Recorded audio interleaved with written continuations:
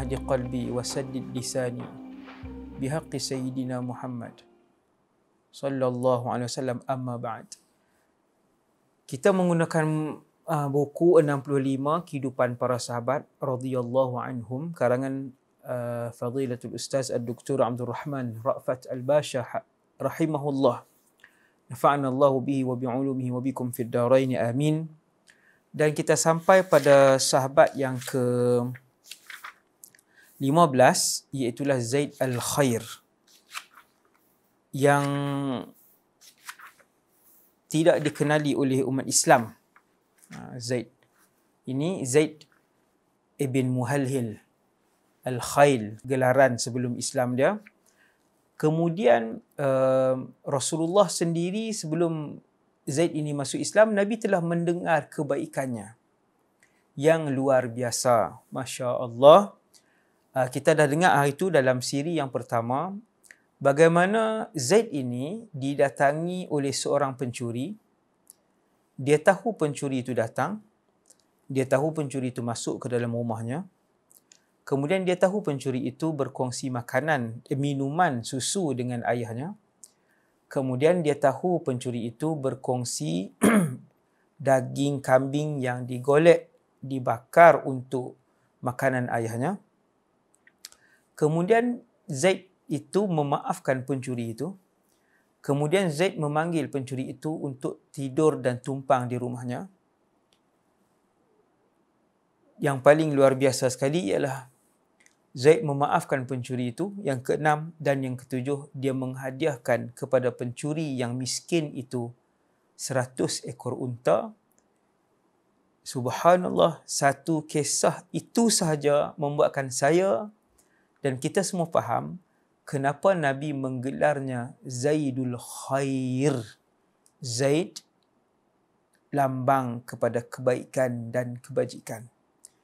Muslimin, umat Rasulullah yang dikasihi Allah sekalian, betapa beruntungnya seseorang apabila seluruh penduduk bumi ini mengenali orang itu dengan kebaikan dan kebajikan yang ikhlas kerana Allah Subhanahu wa taala. Kita tengok kisah, hari itu kita dah tengok kisah dia sebelum masuk Islam. Kita nak tengok pada kali ini kisah Zaid ibn Muhalhil masuk Islam. Sahabat Nabi, Zaid ibn Muhalhil. Kalau Zaid ibn Thabit, sangat terkenal sahabat Nabi. Yang nanti insya-Allah akan kita ceritakan tentang kisah beliau, pun sangat menarik. Zaid ibn Harithah juga anak angkat Nabi yang juga sangat terkenal, Zaid ibn Harithah radhiyallahu anhu. Kan tetapi Zaid ibn Muhalhil hampir kesemua daripada kita, inilah kali pertama kita mendengar nama tersebut.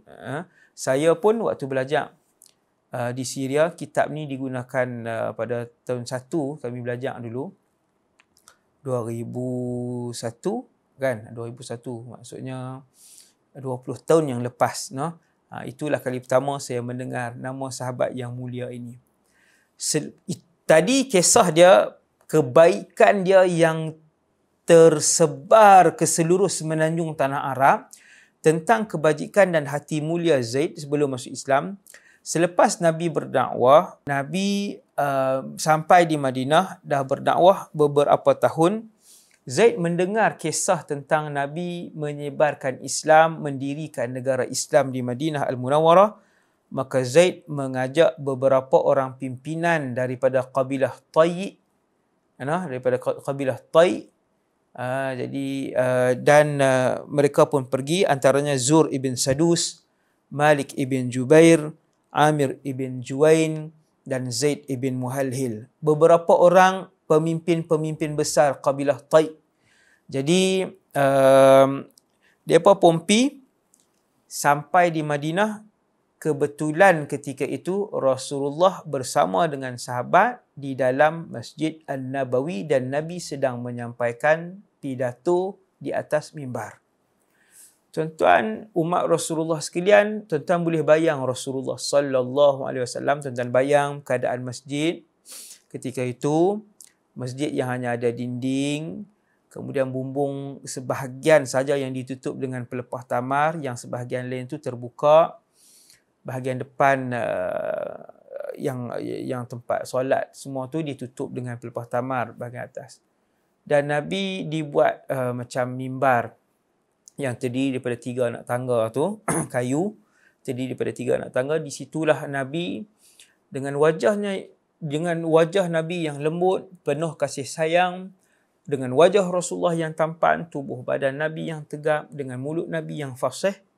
Mulut Nabi yang fasih, kita bayangkan kita mendengar orang yang fasih berbicara, orang yang fasih berkhutbah, membuatkan kita terpaku dan duduk diam mendengar susunan perkataan dan ayat daripada seorang yang fasih. Bila dia bercakap, itulah Rasulullah ketika itu yang berkhutbah. Nabi pula satu manusia yang memang fasih, baida annahu min Quraisy, lebih-lebih lagi Nabi daripada Quraisy pula, membesar di perkampungan Bani Sa'd yang terkenal dengan kefasihan. Jadi bila pimpinan kabilah Tai yang antaranya Zaid ibn Muhalhil ni sampai, Nabi duk berkhutbah, Nabi sedang berpidato. Tuan-tuan bayangkan betapa tepatnya waktu tu, dengan kalam daripada wahyu langit turun, Nabi berbicara dengan setiap perkataan dia itu adalah wahyu. Allahu Akbar. Maka itu telah membuatkan Zaid, yang memang hati seorang yang bersih, orang yang memang baik sebelum Islam pun, dia seronok dengan ucapan tersebut. Ada seorang saja daripada situ yang tak suka dengan apa yang Nabi sebut, iaitulah Zur ibn Sadus. Maka dia pun lepas dengar habis Nabi berkhutbah, dia kata, aku tak suka dengan lelaki ni kerana aku tengok dia ni akan menguasai Arab satu hari nanti dengan perkataan dan perwatakan dia. Tuan-tuan, pemimpin yang hebat, dia kenal pemimpin yang hebat. Sebab tu Zur bin Sadus ni, dia tengok dia, dengan hati yang penuh hasad, dia kata lelaki ni akan menguasai Arab. Dia tengok Nabi, gaya Nabi bercakap, Nabi bertutur, Nabi berjalan, Nabi bergerak, Nabi menoleh, Nabi, orang panggil haibah. Tengok dia kata dia ni akan menguasai Arab dan aku tak akan membiarkan dia menguasai diri aku. Benda tu muncul daripada hasad. Hasad, dengki. Tak mau tengok orang lain lebih daripada dia. Ada tuan-tuan, yang penyakit ni salah satu penyakit yang ada dalam masyarakat kita. Wal a'yadzu billah. Nas'alullah as-salamah. Kemudian yang lain-lain semua duduk di situ menunggu Rasulullah turun daripada mimbar. Adapun Zur ibn Sadus ini menolak hidayah, dan yang lain-lain tunduk dengan khusyuk menunggu Rasulullah turun. Dan akhirnya bila Nabi pun turun daripada mimbar tersebut, Zaid pun berdiri di depan orang ramai. Dia kata, wahai Muhammad. Zaid ibn Muhalhil ni satu orang yang tinggi. Nak tahu tinggi seperti siapa? Seperti Umar bin Al-Khattab. Sebab bila Zaid ini naik kuda, dia boleh cecahkan kaki dia ke tanah. Seperti Sayyidina Umar. Maksudnya satu orang yang tinggi, terkenal sebagai seorang yang tegap, tampan. Zaid ini baik pula. Masya Allah.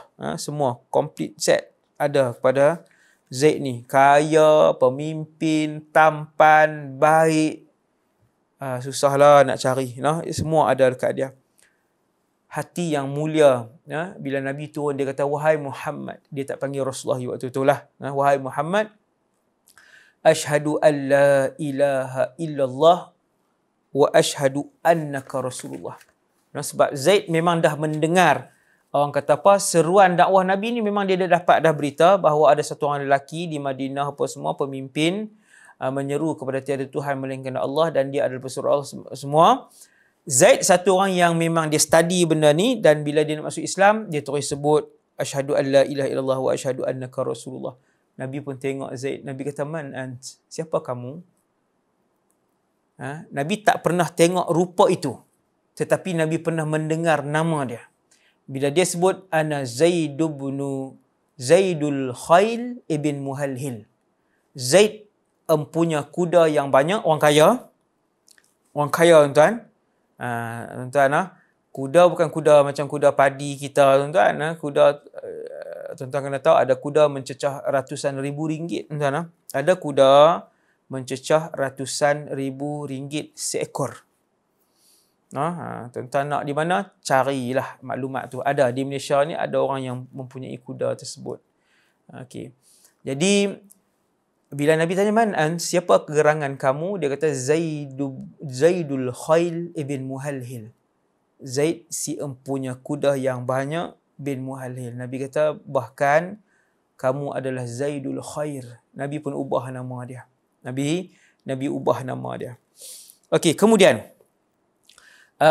Nabi pun seronok. Sahabat tahu Nabi seronok bila tengok muka Nabi. Sahabat boleh tahu bila Nabi sangat seronok dengan Islam, Nabi seronok dengan iman, sahabat akan tengok perubahan itu di muka Rasulullah sallallahu alaihi wasallam. Kalau kita belajar Asy-Syama'ilul Muhammadiyah, insya-Allah satu hari insya-Allah saya akan baca kitab ni insya-Allah di studio ni. Alhamdulillah, berkat doa tuan-tuan umat Islam semua, kita siap studio ni dan kita akan lengkapkan studio, dan ini baru satu bilik. Alhamdulillah, insya-Allah nanti kita akan baca satu hari nanti lepas habis kitab sirah, kita akan baca kitab Asy-Syama'ilul Muhammadiyah, bahawa Rasulullah itu tidak ada di kalangan sahabat yang lebih banyak senyum daripada Nabi sallallahu alaihi wasallam. Nabi tengok sahabat, Nabi senyum.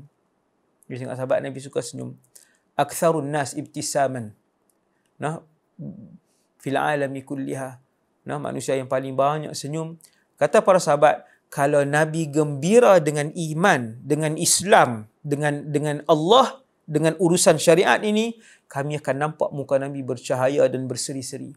Bila Zaid ibn Muhalhil al-Khair masuk Islam, Nabi begitu gembira, kata para sahabat, kami nampak berseri-seri kegembiraan di wajah Nabi itu terpancar. Lepas tu Nabi pun jemput Zaid untuk dengan beberapa pimpinan yang lain tu bertamu di rumah Rasulullah sallallahu alaihi wasallam sambil diiringi oleh beberapa sahabat besar, antaranya Sayyiduna Umar bin Al-Khattab radhiyallahu anhu.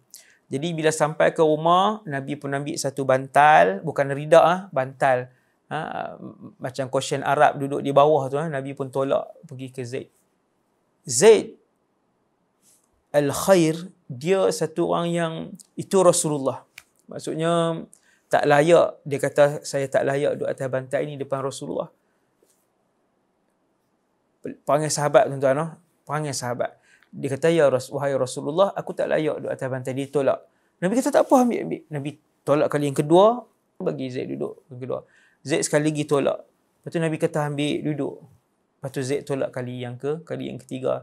Dia tak sanggup untuk duduk di atas bantai lebih tinggi daripada Rasulullah sallallahu alaihi wasallam.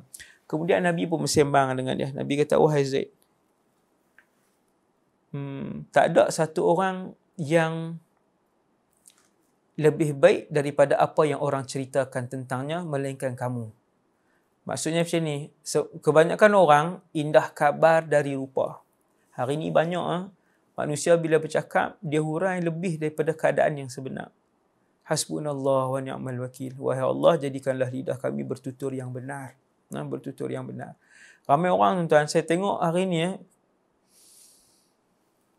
bila bercakap tentang satu benda, puji anak ke, dia puji syarikat ke, dia puji sekolah dia ke, dia puji apa pun yang dia puji, mesti lebih daripada apa yang kita tengok. Bila kita tengok tu, biasa sangat. Tapi bila dia cerita tu, Nabi sebut kepada Zaid, wahai Zaid, selalu orang cerita kat aku tentang orang, mesti lebih daripada apa yang aku tengok, melainkan kamu.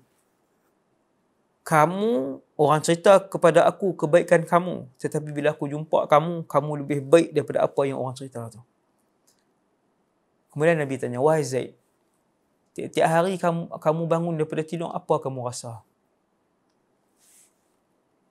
Zaid pun tanya, ya Rasulullah, saya sukakan kebaikan dan orang yang melakukan kebaikan. Sebab setiap kali saya buat baik dan kebajikan, saya yakin saya akan dibalas kebaikan itu. Tuan-tuan, sememangnya alam yang adil ini, bumi ini sebelum akhirat, mana-mana orang bukan Islam, kalau dia buat benda baik, Allah akan ganjarkan dia di atas dunia ni sebelum dia mati. Mulia dan baiknya Allah Subhanahu Wa Taala. Mana-mana orang bukan Islam, kalau dia buat benda baik, Allah akan ganjarkan dan balas kebaikan itu di dunia sebelum orang tu mati. Sebab tu Zaid kata, wahai Rasulullah, aku setiap hari aku bangun tidur, aku rindu untuk melakukan kebaikan. Dan setiap kali aku buat itu, aku yakin aku dapat ganjarannya. Kemudian, kalau aku tak boleh buat pada hari itu kebaikan dan kebajikan, aku teringat sangat dan rindu sangat untuk melakukan kebaikan tersebut. Tuan-tuan yang mengejar kebaikan dan kebajikan, buatlah sesuatu itu kerana Allah. No? Jangan niat benda lain. Jangan niat untuk kemasyhuran. Jangan niat untuk naikkan page, view lah apa. Niat kerana Allah Subhanahu Wa Taala. Kerana benda yang kerana Allah sahaja akan kekal. Sesuatu yang dilakukan kerana Allah sahaja, itu yang akan kekal. Bila Zaid kata dia rindu kalau tak boleh buat sehari itu kebaikan, dia akan teringat untuk buat. Nabi kata, ini merupakan tanda daripada Allah yang diberikan kepada sesiapa yang dikehendakinya. Bila Zaid dengar Nabi puji itu, dia pun seronok. Dia kata segala puji bagi Allah yang menjadikan saya di atas landasan yang benar yang dikehendaki oleh Allah dan Rasulnya.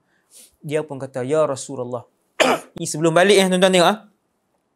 Ya Rasulullah, kirimkan bersama dengan saya 300 orang tentera berkuda. Ya Rasulullah, Zaid kata sebelum dia balik, kirimkan kepada saya 300 orang tentera Islam untuk tentera berkuda Islam. Sebab dia macam ni tuan-tuan, kalau perang dulu, ini saya tak pernah sebut lagi sebab kita tak masuk kitab sirah. Kalau perang dulu, seorang tentera berkuda, dia boleh mengalahkan 10 orang tentera pejalan kaki. Tentera berkuda. Lepas tu banyak lagi kelebihan dia. Dia jarak jauh dan sebagainya. Jadi kalau 300 orang ni seolah-olah macam diminta 30,000 orang pejalan kaki untuk bersama dengan dia. Zaid ibn Muhalhil yang terkenal sebagai panglima perang yang hebat. Hari itu dalam siri yang pertama tuan-tuan dah dengar macam mana ketepatan anak panah Zaid yang boleh masuk ke dalam lubang yang berada dekat lubang yang kecil-kecil ni dekat-dekat ni dia boleh tanya orang nak yang kanan ke, nak yang lubang bawah ke, yang di atas maksudnya hebatlah. Maka Nabi seronok dengar semangat dia. Nabi kata, wahai Zaid, amalan kamu adalah milik Allah. Nabi nak puji mulianya amalan Zaid. Dia punya azam dia, orang jenis suka buat kebaikan kerana Allah ni. Dia punya hidup dia, darah dia dipenuhi dengan kebaikan dan kebajikan. Maka Zaid pun bersiap untuk balik dengan harapan untuk mengislamkan semua kabilah dia. Dia minta kepada Rasulullah sallallahu alaihi wasallam. Dan sebelum dia balik, sebenarnya ketika itu Madinah dilanda dengan satu wabak demam yang boleh membawa kepada maut. Ada sebahagian sahabat yang kena dengan wabak tersebut. Maka Zaid antara orang yang telah berjangkit dengan wabak demam tu ketika dia dalam perjalanan pulang ke Najd, ke kabilah dia, dan dia pernah bagi tahu kepada orang yang iring dia. Dia kata, kita mesti usaha untuk Islamkan semua kabilah kita. Tuan-tuan yang dirahmati Allah, Allah pilih Zaid untuk syahid. Iaitu bukan syahid di medan perang, tapi syahid demam. Dia demam dan akhirnya sebelum sampai ke kampung halaman yang dia sayang, Zaid ibn Muhalhil al-Khair telah pun meninggal dunia setelah memeluk Islam penuh dengan penghormatan, penuh dengan kemuliaan, seperti mana bayi yang baru lahir kerana dia baru masuk Islam. Semua dosa andainya pernah dia lakukan sebelum masuk Islam diampunkan oleh Allah. Begitulah perjuangan Zaid al-Khair ibn Muhalhil radhiyallahu anhu yang jarang kita dengar. Dan hari ini alhamdulillah Allah beri ruang kepada saya dan kita semua untuk mendengar salah seorang yang hebat dalam Islam. InsyaAllah kita bercita-cita satu hari nanti, ya Allah, antara orang yang kami teringin sembang dalam syurga nanti, antaranya ialah Zaid ibn Muhalhil al-Khair. Aqulu qawli hadza astaghfirullahal azim lakum. Assalamualaikum warahmatullahi wabarakatuh. Sallallahu ala sayyidina Muhammad wa ala alihi wasallam. Subhanakallahumma bihamdik asyhadu an la ilaha illa anta astaghfiruka wa atubu ilaik.